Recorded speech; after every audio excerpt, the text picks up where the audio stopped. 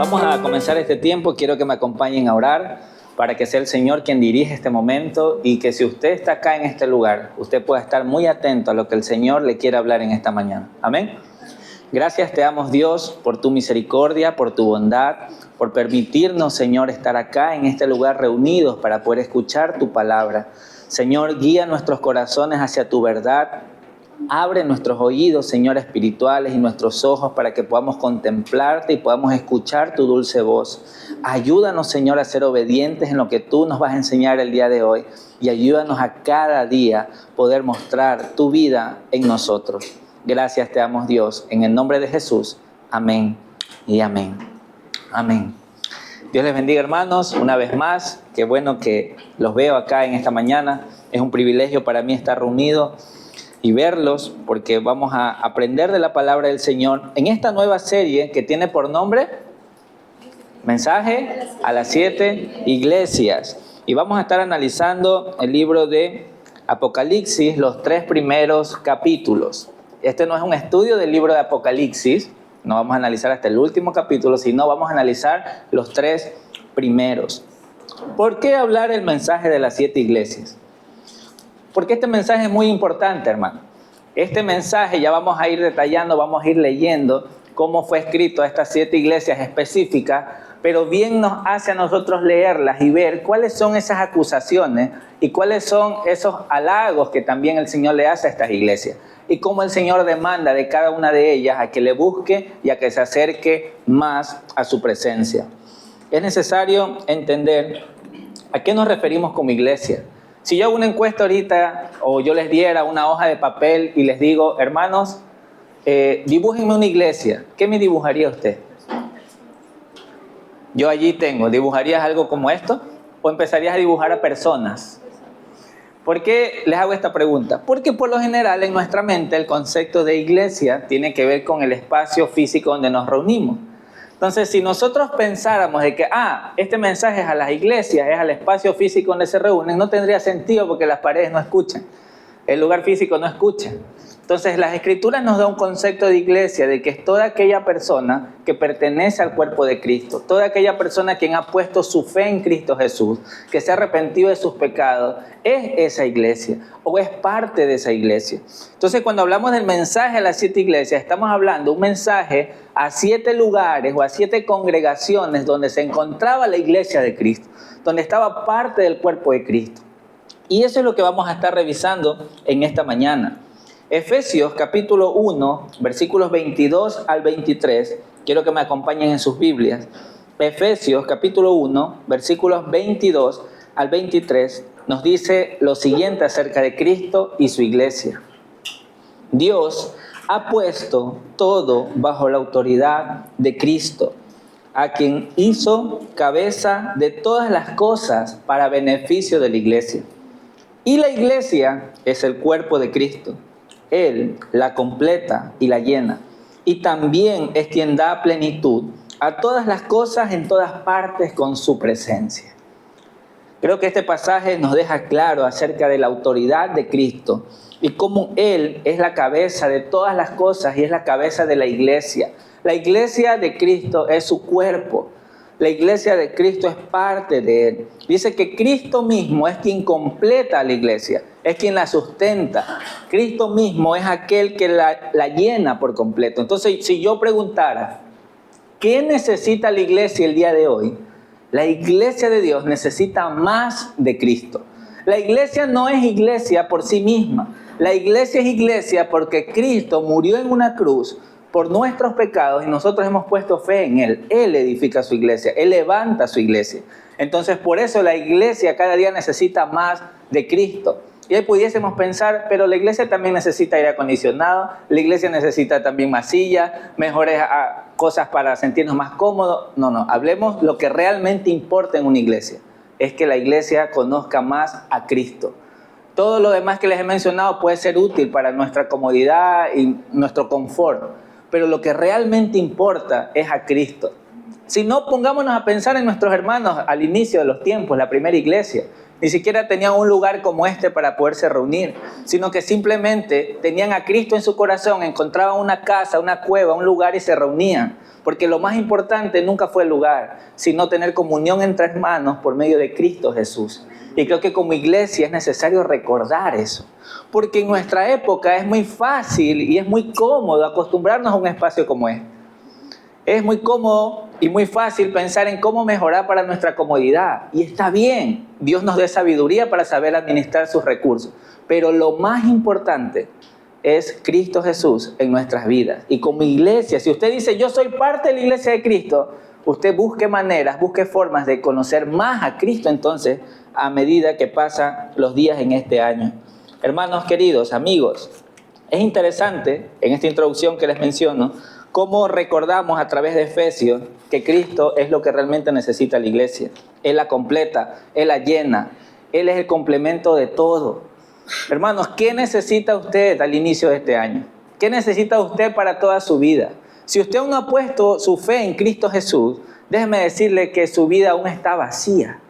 Aún su vida puede ser que la trate de llenar con muchas cosas, pero tarde o temprano va a haber un quiebre en su vida que va a decir, Señor, no me llena nada de lo que está alrededor. ¿Qué es lo que me hace falta?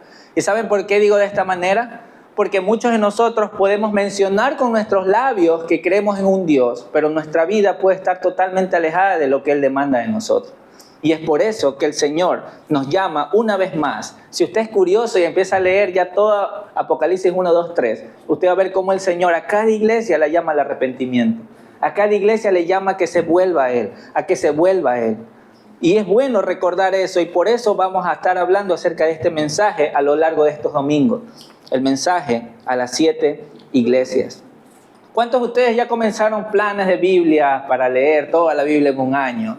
Hay algunos que se proponen eso cada cierto tiempo. Está bien, pero no solamente es eso, sino que acá en el culto, en la prédica, vamos a estar leyendo hoy bastante Biblia. Quiero que no se canse. Ni siquiera he puesto los versículos acá escritos porque quiero que usted lo lea en su Biblia, porque son bastantes. Así que quiero que usted lea. Vamos a estar leyendo todo Apocalipsis 1, por lo menos, completo, para poder entender el contexto de este mensaje a las 7 iglesias. Así que voy a comenzar con el primer punto de este mensaje que le he puesto por título, Ángeles y Candeleros. Y ya vamos a ver a qué nos referimos. Ángeles y candeleros. Vamos a dar lectura. Apocalipsis, capítulo 1. La palabra del Señor dice así. Voy a leer desde el versículo 1 hasta el 8. ¿Ok? En la versión NTV dice, esta es una revelación de Jesucristo, la cual Dios le dio para mostrar a sus siervos los acontecimientos que deben suceder pronto. Él envió a un ángel a presentarle esta revelación a su siervo Juan, quien relató con fidelidad todo lo que vio. Este es su relato de la palabra de Dios y del testimonio de Jesucristo. Dios bendice al que la lee, el que lee a la iglesia las palabras de esta profecía, y bendice a todos los que escuchan el mensaje y obedecen lo que dice, porque el tiempo está cerca. Versículos del 4 al 8. Yo, Juan, les escribo esta carta a las 7 iglesias que están en la provincia de Asia. Gracia y paz a ustedes de aquel que es, que siempre era y que aún está por venir, y del Espíritu de los 7 aspectos, que está delante de su trono, y de Jesucristo. Él es el testigo fiel de estas cosas, el primero en resucitar de los muertos y el gobernante de todos los reyes del mundo. Toda la gloria sea al que nos ama y nos ha libertado de nuestros pecados al derramar su sangre por nosotros. Él ha hecho de nosotros un reino de sacerdotes para Dios, su Padre. A Él sea toda la gloria y el poder por siempre y para siempre. Amén. Miren, Él viene en las nubes del cielo y todos lo verán, incluso aquellos que lo traspasaron, y todas las naciones del mundo se lamentarán por Él. Sí, amén. Yo soy el Alfa y el Omega, el principio y el fin, dice el Señor Dios. Yo soy el que es, que siempre era y que aún está por venir, el Todopoderoso. ¿Alguna vez ha leído estos versículos? ¿Alguna vez ha leído Apocalipsis? ¿Por qué le pregunto esto? Porque a veces uno escucha Apocalipsis y dice, yo mejor no leo eso. Ahí hay pura destrucción, puro caos, pura cosa y yo no quiero ni leer. Pero usted se da cuenta de lo que se ha estado perdiendo si no ha leído estas porciones de Apocalipsis. Es maravilloso ver la descripción acerca de Jesucristo, el Hijo de Dios. Se habla acá acerca de que Él es el testigo fiel. Él es el primero en resucitar de los muertos. Él es el gobernante de todos los reyes del mundo. Él es realmente el Señor. A Él sea toda la gloria y el poder por siempre. Esto es muy importante, hermanos. Esto es maravilloso. Porque desde el inicio de este libro, el capítulo 1 nos está mostrando la importancia de entender quién es el que está dando esta revelación. Quién es el que está hablando. No es cualquier persona, no es cualquier profeta, no es un ángel nomás. Sino que son palabras de Jesucristo mismo, quienes tenemos acá en las Escrituras para entender qué es lo que dice. ¿Qué vemos en esta porción que leímos? ¿Quién es el autor? Juan, ¿verdad? Dice Juan, su siervo. ¿Y esta carta para quién va dirigida o para quiénes va dirigida? A las 7 iglesias en la provincia de Asia. Además, hermanos, si nosotros todos estos versículos nos pudiésemos analizar cada sección, nos tomaríamos toda la mañana en ver lo que se habla de Jesucristo. Pero quería que usted lo lea, lo vea en su escritura y que se anime a poder analizar cada una de estas partes porque describe lo que Jesucristo ha hecho, describe lo que Jesucristo va a hacer, porque Él es el gobernante de todos los reyes del mundo. Ahora, si nosotros continuamos leyendo del 9 al 11, ya Juan detalla un poco más acerca de esto que le está aconteciendo. Él dice, yo Juan, su hermano y su compañero en el sufrimiento, en el reino de Dios y en la paciente perseverancia a la que Jesús nos llama, me exiliaron a la isla de Patmos por predicar la palabra de Dios y por mi testimonio acerca de Jesús. Era el día del Señor y yo estaba adorando en el Espíritu y de repente oí detrás de mí una fuerte voz, como un toque de trompeta que decía, escribe en un libro todo lo que veas y envíalo a las 7 iglesias que están en las ciudades de Éfeso, Esmirna, Pérgamo, Tiatira, Sardis, Filadelfia y Laodicea. ¿Qué nos está relatando Juan acá? ¿Dónde se encontraba él y qué estaba haciendo cuando recibió todo esto? Juan no simplemente estaba durmiendo, Juan no simplemente estaba ahí lamentándose porque lo estaban persiguiendo por causa de la fe. No, él está contando que por causa de la fe él estaba sufriendo una persecución y lo exiliaron a una isla. Y desde esta isla él estaba, ¿qué estaba haciendo? ¿Quejándose? Él estaba adorando, dice. Que él estaba adorando en medio de su dificultad. Y cuando yo veía esto decía, Señor, qué maravilloso como Juan lo hacía. ¿Y yo? ¿Qué hago en medio de mis dificultades? ¿Me quejo, me lamento y me pierdo lo que Dios me quiere enseñar? Pues Juan no se dio esa oportunidad. Juan en medio de esa situación adoraba. Y dice que en medio de eso escuchó una voz que le decía, como trompeta, escribe un libro, todo lo que veas y envíalo a las 7 iglesias. Ojo hermanos, estamos hablando acá del apóstol Juan, o sea, estamos hablando acá de un siervo de Dios. No estoy hablando de que nosotros hoy vamos a escuchar una voz que nos diga, escribe un libro y envíalo a las iglesias porque es la nueva revelación de Dios. No, de hecho eso lo hemos analizado en otras prédicas de que las escrituras nos enseñan que aquí está la palabra del Señor. Está completa, no hay que añadirle nada más. Sus apóstoles, sus profetas ya nos dejaron en claro qué es lo que tenemos que seguir y aprender para esperar a Cristo. Así que no es necesario añadir nada más. Pero acá en este contexto tenemos a Juan recibiendo esa revelación. Y cuando dice las 7 iglesias en la provincia de Asia, yo me preguntaba, ¿cuántas iglesias no habrán en esa provincia de Asia? No sé si usted se pregunta eso. ¿Cuántas iglesias hay? Bueno, aquí el Señor es específico en mencionar estas de acá y desde ya le animo a que se aprenda los nombres, porque domingo a domingo vamos a estar hablando de cada una de ellas. ¿Cuáles son esas iglesias? ¿En qué ciudad? La iglesia de Éfeso, Esmirna, Pérgamo, Tiatira, Sardis, Filadelfia y Laodicea. 7 iglesias a las cuales el Señor les envía este mensaje. ¿No había más iglesias? ¿De verdad no había más iglesias? Ya vamos a ver eso más adelante. Sigamos con la lectura, versículo 12. Cuando me di vuelta para ver quién me hablaba, vi 7 candelabros de oro, y de pie en medio de los candelabros había alguien semejante al Hijo del Hombre. Vestía una túnica larga con una banda de oro que cruzaba el pecho. La cabeza y el cabello eran blancos como la lana, tan blancos como la nieve, y los ojos eran como llamas de fuego. Los pies eran como bronce pulido, refinado en un horno, y su voz tronaba como potentes olas de mar. Tenía 7 estrellas en la mano derecha, y una espada aguda de doble filo salía de su boca, y la cara era semejante al sol cuando brilla en todo su esplendor. ¿Cómo se queda al escuchar eso y leerlo? Yo me quedé como loco así.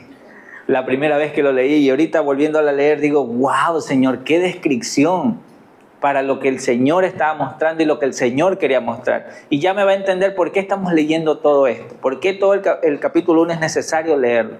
Pero quiero que comprendamos que acá se muestra a Jesucristo, a ese Señor, a ese Salvador, con cosas como sus ojos eran como llamas de fuego. ¿Se imagina eso? Sus ojos como llamas de fuego. Creo que si nos imagináramos cada una de las descripciones que está aquí, quedaría algo raro, algo que no sabríamos cómo describir. Pero Dios permite que tengamos estas descripciones para entender de manera simbólica incluso qué es lo que Él quiere para nosotros. ¿Qué es lo que provoca o qué es lo que produce cuando tenemos un encuentro con el Señor? O una cercanía más estrecha con Dios. ¿Qué provoca en usted? ¿Cuándo fue la última vez que usted realmente tuvo una cercanía con el Señor? No le estoy preguntando cuándo fue la última vez que vino a la iglesia.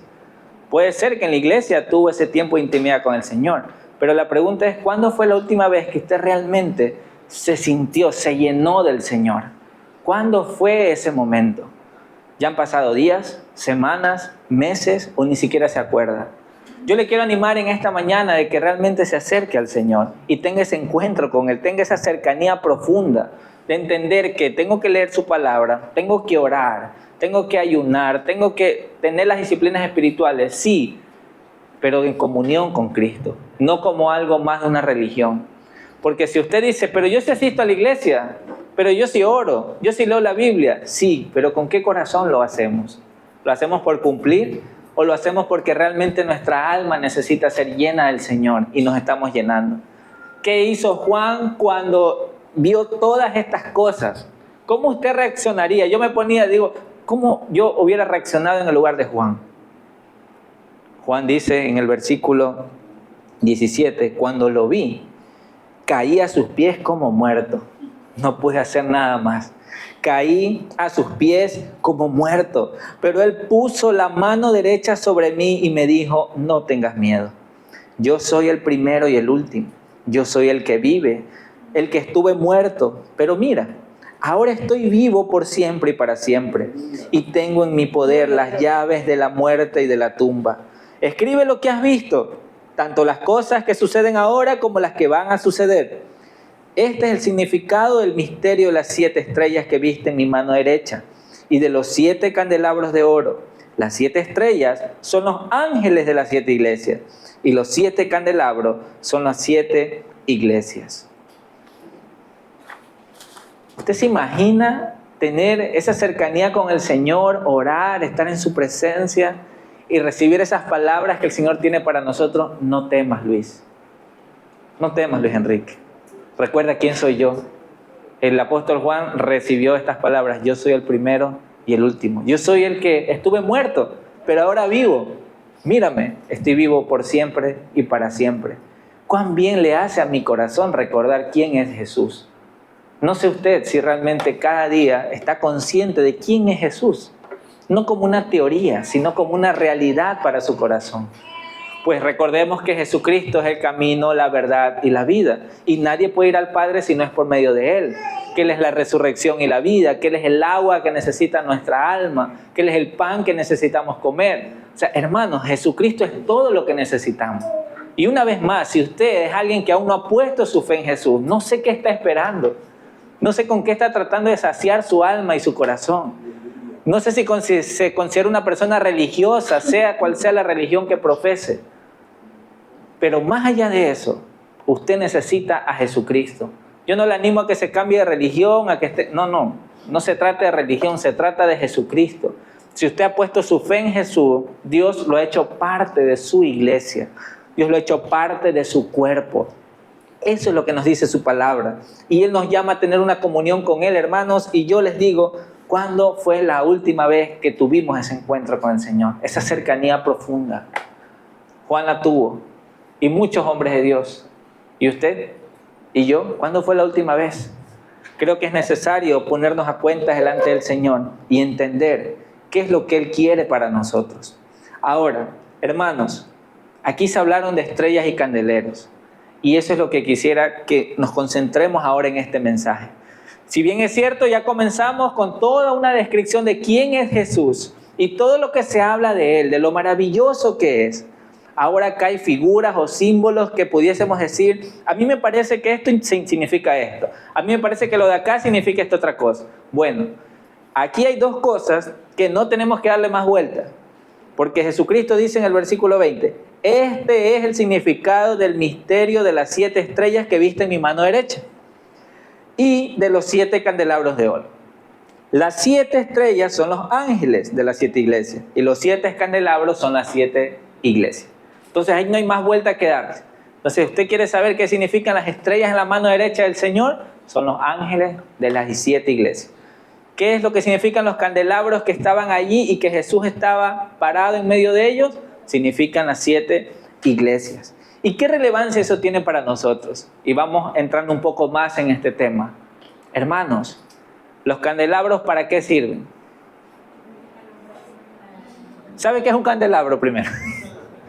Candelabro, pues ahora podemos decir que puede ser que nosotros cogemos un platito y ponemos una velita ahí y ya simplemente andamos con esa velita. Ya, puede ser, eso puede ser un candelabro, ya. Pero habían candelabros de diferentes tipos, de una sola vela, de 3 velas, de 7 velas, de 9 velas, habían bastantes tipos de candelabros. En la antigüedad no había lo que nosotros hoy tenemos, ¿no? Que para nosotros es fácil acercarnos y apagar la luz y prender la luz. Pero en aquella época eran los candelabros los que se usaban para iluminar. Entonces, ¿para qué servía un candelabro? Para iluminar, para dar luz a un lugar oscuro. Y es interesante cómo se habla acerca de los candelabros, de que esos candelabros representan las iglesias. En este caso, los 7 candelabros, las 7 iglesias. Si un candelabro tiene una vela y está apagada, ¿sirve o no sirve? No sirve en un lugar oscuro, porque debería estar encendida. Entonces, esto es maravilloso porque el Señor nos dice acá, cuando usted va a Apocalipsis capítulo 2, versículo 1, si usted es curioso, puede ver cómo ahí dice que el Señor es el que camina en medio de los 7 candelabros. O sea, imagínese los candelabros aquí en esta sala, encendidos, y el Señor caminando en medio de esos candelabros. ¿Por qué camina el Señor en medio de los candelabros? Muchos teólogos y eruditos dicen, está sencillo, es porque el Señor, como es el dueño de la iglesia, Él está supervisando sus iglesias, Él está verificando sus iglesias. Y por eso es que el Señor, caminando entre los candelabros, ve el candelabro de Éfeso y dice, Éfeso, tengo algo que decirte. Esmirna, tengo algo que decirte. Tiatira, tengo algo que decirte. Y nosotros, Iglesia Unidos, tengo algo que decirles. De eso también vamos a hablar a lo largo de esta serie. Sí, aquí hay 7 iglesias, pero alrededor del mundo, ¿cuántas iglesias hay? Hay muchas. Entonces, bien nos hace el ver cómo el Señor le habla a estas iglesias y compararnos y aprender y no caer en estos errores que se mencionan acá. Pero vamos, en esto de acá, avancemos. Cuando hablamos de las estrellas, dicen que son los ángeles de las 7 iglesias. Y esa palabra ángeles que usted está viendo allí, se pudiese malinterpretar. Porque uno diría, ¿será que en cada iglesia hay un ángel asignado? Ojo, un ángel de Dios asignado para que pueda estar ahí supervisando. Es un ángel. Yo hubiera querido un arcángel, no sé, alguien que tenga un rango más alto. Alguien pudiese decir eso, ¿no? No, ¿por qué un ángel? Mejor 2, 3, 4. A ver, hermanos, cuando nosotros vemos en las Escrituras esta palabra de los ángeles de las iglesias, es una palabra que en griego significa un mensajero, alguien que ha sido enviado. Entonces, lo que está diciendo acá el Señor es que en su mano derecha se encuentran esos ángeles, se encuentran esas personas enviadas a las 7 iglesias para hablarles de su parte. Cuando se habla de los ángeles, se habla de esos mensajeros, de esos enviados a esas iglesias para hablarles. Por eso es que si usted comienza a leer el capítulo 2, dice acá, escribe esta carta al ángel de la iglesia de Éfeso. O sea, en otras palabras, si el Señor viniese acá, pudiésemos decir, esta carta es enviada al ángel de la iglesia unida. ¿Cuál es el mensajero? ¿Cuáles son los enviados a la iglesia unida? De alguna manera, lo que se entiende es los pastores o los líderes o el que está al frente. Entonces, se está hablando acá de un mensaje dirigido a aquel que está al frente, porque él es el que está direccionando a todos los demás. Él es el que está aconsejando, el que está dando la palabra a todos los demás. Entonces, es necesario entender que todas estas iglesias tenían a una persona o un grupo de personas que estaban dirigiéndolos, que les estaban hablando. Y ya vamos a llegar más adelante también a eso. Hermanos, queridos, estos candelabros o estos candeleros que son las iglesias tienen esos ángeles. Con esto no les estoy diciendo que ahora al pastor Washington o a Luis le digan ahora el ángel, ¿no? No. Hermanos, no estamos promoviendo ese tipo de cosas aquí. No. Gloria a Dios porque tenemos un nombre y nos pueden llamar por nuestros nombres y desempeñamos un cargo en esta congregación de pastores. Gloria a Dios por eso. No estamos diciendo que ahora tienen que decirle ángeles. No, sino que, hermanos, entendamos que acá los candeleros y los candelabros están allí. Los candelabros y los candeleros, que son una sola cosa, que es lo mismo, están allí para iluminar. Y hay personas quienes están a cargo, los ángeles, las estrellas, que están ahí en la mano del Señor. Y yo sé que quizás esto no es una conferencia para pastores o para líderes, pero esto es muy importante saber que esos ángeles están en la mano del Señor. Que el Señor es quien los guía, quien los dirige. Amén. Y aun cuando esos ángeles pudiesen desfallecer, el Señor los sigue sosteniendo con su mano. Amén. ¿Pero con qué propósito? Con el propósito de que ellos sean enviados a las iglesias a seguir dando el mensaje. Ese es el propósito. Entonces, por la gracia de Dios, tenemos este mensaje a las 7 iglesias. ¿Cuáles son las 7 iglesias? Éfeso, Esmirna, Pérgamo, Tiatira, Sardis, Filadelfia y la Odisea. Si usted ve ahí en el mapa, esa era la ubicación de estas iglesias. Es lo que actualmente se conoce como Turquía. ¿Ya? Usted puede investigar ahí dónde estaban estas iglesias, mapa actual, va a ver que un poco es la región de Turquía. Estas iglesias que están allí son muy interesantes porque yo me preguntaba, lo que les dije al inicio, ¿y dónde están las demás iglesias? ¿Que acaso no habían más iglesias en esa zona? Sí, la historia dice que habían otras iglesias. ¿Dónde está por ahí la iglesia de Corinto, la iglesia filipense? ¿Será que está más abajo, más arriba? Si usted mira el mapa, están por ahí, están cerca. ¿Y por qué no hay un mensaje a esas iglesias? Dios quiso enviarle un mensaje a estas iglesias, que de alguna manera representaban algo que nos habla a nosotros el día de hoy.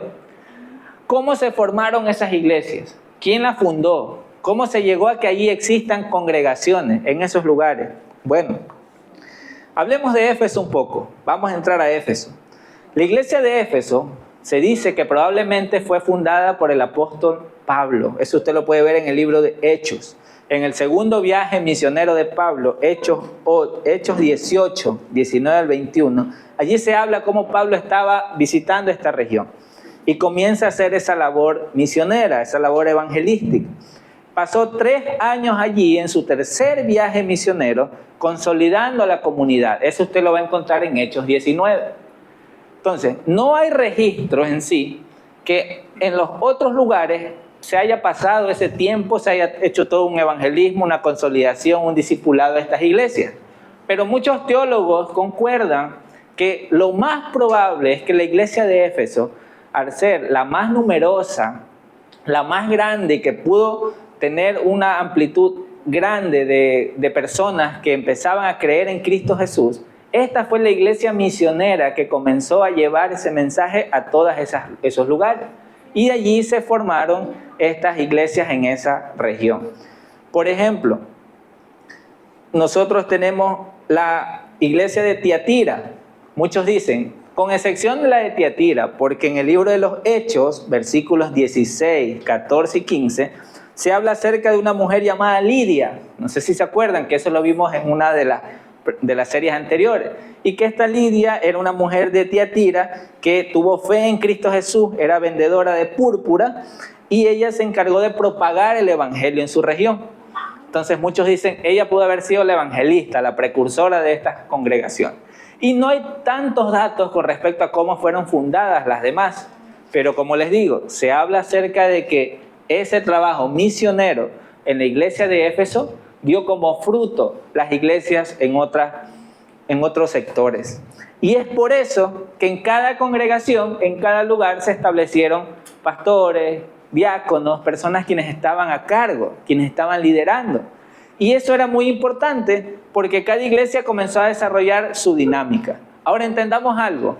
Usted y yo tenemos la Biblia, ¿verdad? De diferentes tamaños, diferentes colores, tipo de letras, tamaño 10, 12, 14, 16, 20 para algunos. O sea, hay de todo.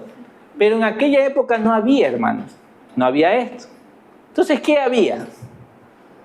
Estaban los escritos del Antiguo Testamento que tenían los judíos y estaban la tradición oral, estaba por boca transmitiéndose y las cartas que ya el apóstol Pablo había escrito, que después escribieron los otros. O sea, empezó a divulgarse eso poco a poco. Ellos aún no tenían lo que nosotros hoy tenemos. En ese entonces, a medida que pasó el tiempo, se conformó algo que se llamó la enseñanza de los apóstoles, que era un escrito que iban recopilando de lo que debería de mantenerse en pureza cada una de estas congregaciones donde se iban estableciendo. Porque si no, alguien que está en la región acá de Éfeso, si no tenía directrices o formas, iba a Pérgamo y le establecía como bien le parecía. Entonces necesitaban tener ciertos parámetros, lineamientos en qué creían, quién es Jesucristo, y poco a poco la doctrina se fue desarrollando. ¿Ya? Ahora, es muy importante saber que cada una de estas iglesias tenía personas que estaban a cargo. Y, como les digo, no hay tanto registro de las personas allí, pero se dice que en la iglesia de Esmirna se encontraba ahí un discípulo del apóstol Juan, llamado Policarpo. Es lo que dicen muchas personas. Y él fue una persona quien fue un mártir por causa de la fe, ya que en esta ciudad era rica, próspera, pero allí había persecución, porque quería que se adora al emperador romano. Querían que haya adoración al emperador, entonces se negaron y Policarpo fue uno de los mártires en aquella época. Y así en cada una de estas regiones, por ejemplo, en Éfeso, era una ciudad clave. ¿Por qué? Si usted la ve allí, Éfeso está cerca de ¿qué? Del mar, ¿verdad? Entonces era una ciudad clave debido a su puerto. Y también era muy famoso Éfeso por el templo que tenía la diosa de aquella región. Entonces era una ciudad muy común, popular. Por eso se dice que a eso también se debe el hecho de que cuando el cristianismo llegó, si bien es cierto hubo persecución, hubo ataque hasta el mismo apóstol Pablo, pero las personas fueron conociendo y eso se convirtió en una potencia misionera para las demás regiones. Si hablamos acerca de Pérgamo, se dice que en Pérgamo tenían el altar a Zeus. De hecho, en Apocalipsis 2:13, el Señor les dice, ahí en Pérgamo está el trono de Satanás. Y hay muchas personas que interpretan que habla de que en esa región había todavía esa creencia o esa cultura pagana y que la iglesia se estaba contaminando de eso. Entonces, si a medida que pasen los domingos, ustedes van a ver, hermanos, en detalle cada una de estas regiones, pero esto solo es una introducción para ver cómo el Señor está hablándole a estas iglesias y de alguna manera nos está hablando a nosotros también como iglesia. Porque no estamos hablando solo a las cuatro paredes, sino que estamos hablando a nosotros como individuos en Cristo. Si usted ha puesto su fe en Jesús, entonces es necesario que atienda a la voz del Señor. Por ejemplo, si nosotros hablamos de la Odisea, en la Odisea se dice que era una ciudad rica y era muy famoso por su industria textil. Ahí confeccionaban muchas cosas. Pero, lastimosamente, en esta iglesia se ve que la condena o la demanda del Señor es que eran personas muy tibias. Y así en cada iglesia hay una demanda de Dios que uno diría, Señor, pero están haciendo las cosas bien. Usted lee lo que el Señor les dice a cada iglesia y los elogia. Porque no todos estaban haciendo mal, pero hay algo en lo que se estaban quedando, que el Señor necesitaba hablarles para que ellos corrijan. ¿Usted se imagina si estas iglesias recibían el mensaje del Señor y no corregían? Seguían mal, en mal y peor, y además ahí en cada una de esas iglesias dice las consecuencias de no escuchar su voz, que son muy graves. Así que como iglesia debemos atender a su llamado. Queridos hermanos, lo que leímos nosotros en Apocalipsis 1 de la descripción de Jesucristo, de cómo Él es el Rey, el Señor, el que era, el que es y el que ha de venir, es interesante ver algo, y con esto ya voy culminando esta parte de introducción. Hermanos, la introducción de todo el mensaje, por si acaso, no es la introducción de la prédica de hoy, por si acaso. Por ahí hay unas caras, ¿qué? No, hermanos queridos, cada iglesia, si usted es curioso, quiero que con su Biblia me acompañe. Usted solo los va a ver ahí mencionados, pero necesita leerlos en su Biblia. Cada iglesia se menciona esto de aquí. Vamos a Apocalipsis 2.1. Apocalipsis 2.1 dice: escribe esta carta al ángel de la iglesia de Éfeso. Este es el mensaje de aquel que tiene las 7 estrellas en la mano derecha, del que camina en medio de los 7 candelabros de oro. Una descripción. Vamos a Apocalipsis 2.8. Escribe esta carta al ángel de la iglesia de Esmirna. Este es el mensaje de aquel que es primero y último, que estuvo muerto, pero ahora vive. Vamos a Apocalipsis 2.12. Escribe esta carta al ángel de la iglesia de Pérgamo. Este es el mensaje de aquel que tiene la espada aguda de doble filo. Apocalipsis 2.18. Escribe esta carta al ángel de la iglesia de Tiatira. Este es el mensaje del Hijo de Dios, el que tiene los ojos como llama de fuego y los pies como bronce pulido. Apocalipsis 3.1. Escribe esta carta al ángel de la iglesia de Sardis, y este es el mensaje de aquel que tiene el Espíritu de Dios de 7 aspectos y las 7 estrellas. Apocalipsis 3.7. ¿Ya se cansó? ¿No? Apocalipsis 3.7. Escribe esta carta al ángel de la iglesia en Filadelfia. Este es el mensaje de aquel que es santo y verdadero, el que tiene la llave de David. Lo que él abre, nadie puede cerrar, y lo que él cierra, nadie puede abrir. Apocalipsis 3.14. Escribe esta carta al ángel de la iglesia de la Odisea. Este es el mensaje de aquel que es el Amén, el testigo fiel y verdadero, el principio de la nueva creación de Dios. ¿Por qué el Señor permitió que cada una de estas iglesias tenga una parte específica de la descripción que recibió Juan al inicio? Yo investigaba, leía, y muchos concluyen y dicen, es porque cada iglesia era diferente.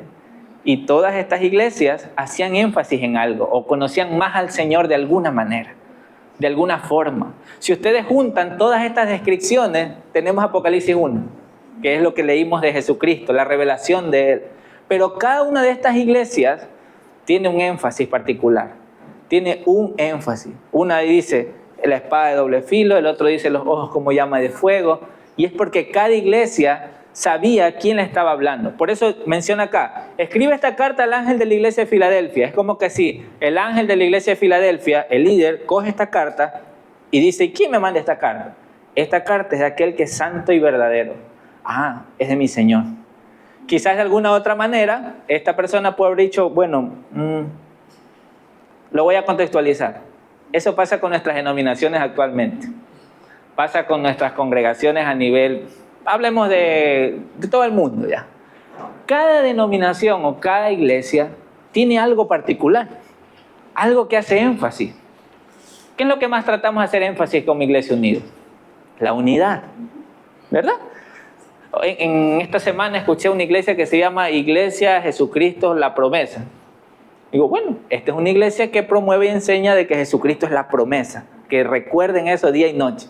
Acá nosotros hacemos énfasis en qué. ¿Cuál es el versículo clave de la iglesia? Acá está.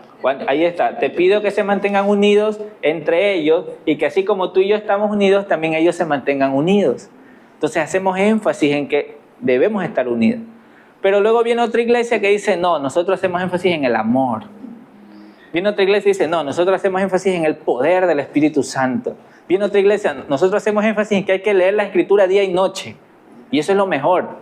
Entonces, cada iglesia tiene una dinámica que si yo me pongo en este lugar y miro la de allá, Puedo ser de aquel que la señalo y la juzgo y no soy capaz de mejor ir hacia allá y abrazar a mi hermano y aprender de él también. Amén. Por eso es muy importante entender la dinámica de cómo el Señor en su misericordia ha dado esa diversidad. Uno pudiese decir, pero aquí, ¿cuál iglesia estaba en lo correcto? Todas tenían una descripción de quién es Jesús. No estaban hablando herejías acerca de él. Pero cada iglesia a sí mismo tenía su problema. Que el Señor se encargó, como Él es el que camina en medio de los candeleros, Él mismo se encargó de corregir y de decirles, en esto están fallando. Y claro, como Iglesia Unidos también, el Señor habla en nuestros corazones, como líderes, como pastores y como miembros de iglesia, que hay cosas que hay que mejorar. Aún hay que mejorar mucho. Comencemos por nosotros mismos. ¿Qué tan perezosos somos para levantarnos en la mañana a orar? Tenemos 5:30 todos los lunes y nos levantamos a orar, ¿o no? Yo en esas reuniones veo hasta 10 personas. Digo, pero si somos como 50. Bueno, hay que mejorar. ¿Cuántas veces lee las escrituras a la semana? No, yo solo el domingo cuando el pastor dice que abra la Biblia. No, esa vida no la debe llevar. Tiene que ser todos los días. ¿Cuántas veces a la semana usted tiene un tiempo de intimidad con Dios? De por lo menos una media hora, a solas. ¿Cuántas veces? ¿Cuándo fue la última vez? ¿Cuándo fue la última vez que con su esposo o con su familia se reunió a poder aprender del Señor? Tenemos que mejorar mucho, hermanos.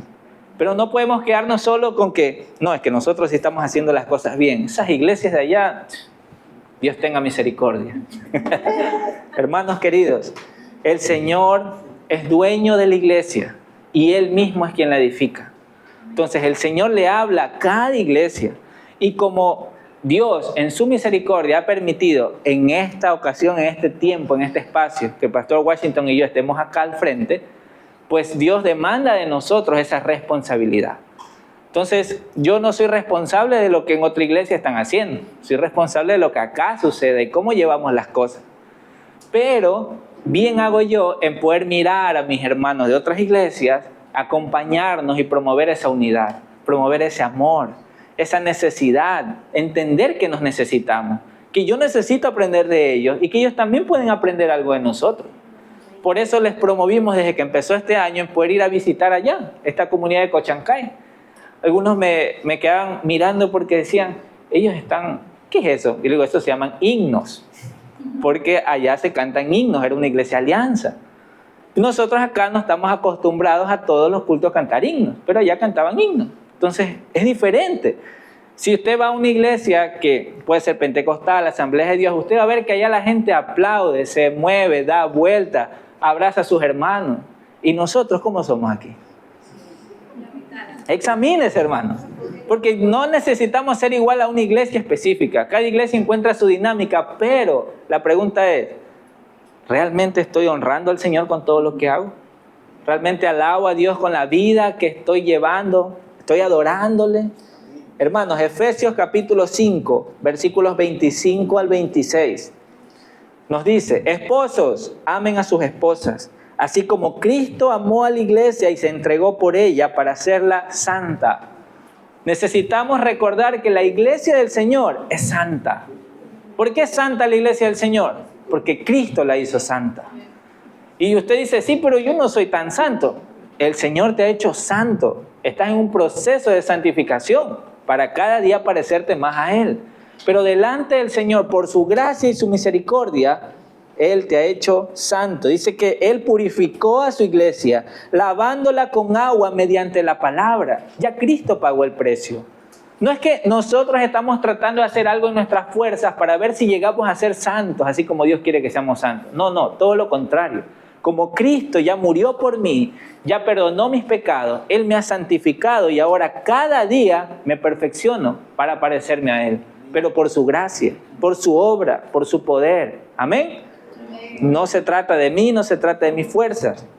Por eso sigue diciendo el versículo 27, para presentársela a sí mismo como una iglesia radiante. ¿Usted se considera una iglesia radiante? No hablo de Iglesia Unidos en general, hablo de usted como iglesia de Cristo. ¿Se considera una iglesia radiante, sin mancha, sin arruga, sin ninguna imperfección? ¿Usted se considera santo e intachable? Si usted reconoce delante del Señor que aún hay cosas por mejorar en su vida, entonces estamos en el camino correcto, porque el Señor está dispuesto a seguir perfeccionando esa obra que ya comenzó en nosotros. Pero si usted, que está acá escuchándome, ni siquiera ha puesto su fe en Cristo, usted es de lo que está con un pie aquí y un pie por acá, porque dice, no sé, como que sí, como que no. Pues déjeme decirle que de eso Dios le habla a una iglesia, de la tibieza. No se trata de estar tibio, se trata de estar con el Señor realmente y dedicarnos a Él. Dios le habla a una de estas iglesias y le dice, has perdido tu primer amor. Y hay gente que se pone romántico, dice, ay, es que al inicio cuando estaba con el Señor, yo sí estaba todos los días ahí orando, pegado a Él, como que lo romantiza, pero no se trata de eso. Se trata de que perder ese primer amor tiene que ver con el hecho de que has desplazado a Dios del primer lugar de tu vida. Lo has desplazado. Y así, si usted se pone a leer y se adelanta, a ver, ¿qué van a predicar los pastores en toda esta serie? Lea Apocalipsis 1, 2 y 3, para que cuando escuche acá el mensaje, el Señor pueda hablarle aún más de lo que tenemos en las Escrituras. Hermanos queridos, Dios es santo, es poderoso, y como iglesia debemos reconocer cuál es ese pecado que hay en nosotros. Hay amargura, hay tristeza, hay enojo. Dentro de la iglesia de Cristo habemos humanos, imperfectos todavía, que si bien es cierto, reconocemos que Él nos ha salvado y nos ha perdonado, aún nos equivocamos. Yo les decía la vez pasada, puede ser que yo agache la cabeza y ni cuenta me doy que alguien pasó y después ese hermano me dice, pastor, no me saludó, ¿está enojado conmigo? Y yo, no, estaba ocupado. O puede ser que otra persona diga, el pastor no me dio la mano, ¿qué será? ¿Qué le he hecho? Y eso hablo de mí, pero entre ustedes, hermanos, no debería pues haber amargura, enojo, ira, peleas, contienda. Dios no nos llama a eso como iglesia. Dios nos llama a mostrar su amor, su misericordia, su paz. Amén. Y termino con este versículo. Bueno, antes de leerlo. Estas 7 iglesias que usted va a leer se parecen mucho a las iglesias del siglo XXI. De hecho, hay muchos teólogos que creen que estas 7 iglesias representan históricamente la iglesia de Cristo. O sea que, por ejemplo, usted comienza a leer Éfeso y dice, esta es la iglesia de los primeros tiempos. Luego sigue leyendo la otra iglesia, esta iglesia se parece más a la de tal siglo a tal siglo. Entonces hay personas que creen eso. Y está bien, pero las 7 iglesias se parecen mucho a las del siglo XXI, si somos sinceros y empezamos a analizar. Nos parecemos mucho. Quizás uno aquí diga, yo más me identifico con la de Pérgamo. No, yo con la de Tiatira. Señor, gracias por hablar a mi corazón. Está bien, el Señor está dispuesto a hablar. Con sus altos y bajos, ahí vamos, perseverando hasta cuando Cristo regrese. Hechos 10, 24 a 25. Creo que es un buen versículo para que como iglesia lo tengamos presente en nuestro día a día. Hermanos, pensemos en manera de motivarnos unos a otros a realizar actos de amor y de buenas acciones. ¿Se da cuenta de lo que dice? Pensemos en manera de motivarnos. ¿En qué piensa usted todos los días? ¿En qué pasa pensando usted? ¿En el estrés del trabajo? Ya, el trabajo déjelo ahí. Bueno, yo sé que hay personas que incluso trabajan hasta en sus casas. Pero hermano, ¿en qué pasa pensando usted? Piensen en maneras de motivarnos unos a otros. Usted diga, pastor, yo tengo una propuesta, hagamos esto en la iglesia, hagamos esto acá en la iglesia, vamos haciendo esto. Yo me hago cargo, pastor, de esto. ¿Hay esto en la iglesia? No, yo me quiero hacer cargo. ¡Wow! Nosotros nos vamos a quedar con la boca abierta, asombrados de ver cómo el Señor mueve sus corazones. Pero si no pasa pensando en maneras de motivarnos unos a otros, realizar actos de amor, nada de eso va a surgir en usted. Porque usted no le está pidiendo sabiduría a Dios, no le está pidiendo ayuda. Versículo 25, no dejemos de congregarnos como lo hacen algunos, sino animémonos unos a otros, sobre todo ahora que el día de su regreso se acerca. Hermano, el congregarse es importante. Yo no sé en qué momento llegamos a pensar en nuestra mente, en nuestro corazón, que no es importante congregarse. ¿Qué es congregarse? Es reunirnos en un lugar con los demás para juntos alabar, cantar, gozarnos en el Señor. ¿Qué tan importante es para usted congregarse? O para usted es fácil decir, este domingo no voy, este otro domingo tampoco voy. Y ojo que lo estoy reduciendo a la reunión de domingo, porque como iglesia nos gustaría tener más espacio para que usted también pueda congregarse. Las mujeres se congregan, los jóvenes se congregan. O sea, el objetivo es poder congregarnos juntos, alabar al Señor y cumplir su misión en donde quiera que estemos. Pero si usted ni siquiera se da tiempo para leer las Escrituras, ni siquiera se da tiempo para poder orar, ni siquiera se da tiempo para poder tener su espacios de mentoría o discipulado con quien está a cargo. ¿Qué quiere hacer, hermano? Servir nomás. ¿Por qué le digo esto? Porque nosotros somos expertos en poder hacer, y no nos concentramos en lo que debemos ser. Y ya tuvimos una serie de eso. Tenemos que aprender como iglesia de Cristo a hacer esa iglesia, para luego ir al mundo y decirle: yo te vengo a hablar de un Cristo que es mi Señor, mi Salvador, que me rescató, y yo a Él le sirvo, y yo a Él, por Él yo vivo. Pero si ni siquiera eso buscamos como individuos, ¿qué le vamos a ir a decir al resto? Por eso es que cuando alguien les puede decir: vamos a evangelizar, ¿y qué les voy a decir a las personas? Porque no estamos calientitos, porque no estamos ahí pegaditos al Señor. Y ni siquiera buscamos a nuestros hermanos como para que nos alienten, nos empujen, sino que ahí nos aislamos en nuestro cuarto, en nuestra casa, y no vamos a la iglesia, y no vamos a la iglesia, y nos escriben y no respondemos, nos escriben y no respondemos. Y así pasan los meses. Y después de un tiempo: Señor, ¿por qué me has abandonado? Cuando la iglesia está ahí con los brazos abiertos, dispuestos a poder ayudarle. No somos perfectos, hermano, pero tenemos a aquel que es perfecto para guiarnos hacia toda verdad y enseñarnos cómo debemos actuar. Hermanos, la Iglesia Unidos no es perfecta, pero hacia allá vamos, porque el Señor es quien nos perfecciona. Amén. Mientras cada uno de ustedes se perfeccione en Dios, pueda buscarle más, esta iglesia cada vez será mejor. Pero si cada uno de nosotros desestimamos las Escrituras, desestimamos a Cristo y nos conformamos con solo ser religiosos que sirven o asisten a una iglesia, la iglesia no crece y el Señor va a tener muchas cosas que demandarnos a nosotros. Así que, hermanos, ánimos en el Señor, y que en esta introducción que hemos tenido al mensaje de las 7 iglesias estemos muy atentos, porque la siguiente semana comenzamos con Éfeso. ¿Qué le dijo el Señor a la iglesia de Éfeso? ¿Qué fue lo que le alabó y qué fue lo que le dijo tienes que corregir? ¿Y qué es lo que Dios tiene para decirnos a nosotros? Hermanos, gracias al Señor por su palabra y porque Él ha permitido que tengamos este mensaje a las 7 iglesias. Amén. Vamos a orar. Gracias te damos, Padre, por el tiempo que hemos tenido de escuchar tu palabra, de aprender. Señor, tú has hablado en nuestros corazones y sabes, Señor, en qué debemos cambiar. Señor, quita la amargura de nuestro corazón, el odio, el resentimiento, las enemistades, Señor, las peleas. Ayúdanos, Señor, a poder ser luz realmente en este mundo. Padre, el símbolo que tú utilizas con respecto a tu iglesia son los candeleros, aquellos que están ahí destinados para alumbrar. Pero ¿qué pasa, Señor, si están apagados? No sirven para nada. Señor, guarda nuestras vidas y enséñanos qué debemos cambiar. Enséñanos, Señor, qué es eso que hay en nuestra vida que debemos dejar a un lado, dejarlo atrás por completo y seguir hacia la meta, Señor. Gracias, Señor, por tu presencia, por tu fidelidad, por tu amor inagotable, porque no te cansas de nosotros, Señor, sino que cada día nos vuelves a dar una oportunidad para conocerte más, para acercarnos a ti. Gracias te doy, Señor. En el nombre de Jesús te pido, Señor, que este mensaje, esta serie que vamos a estar viendo sea de mucha edificación para nuestras vidas. Que estemos atentos, Señor, que no nos perdamos ningún mensaje, que leamos tu palabra, Señor, que investiguemos para que seas tú, Señor, el único dueño de nuestra vida. Gracias te damos, Dios, en el nombre de Jesús. Amén y amén.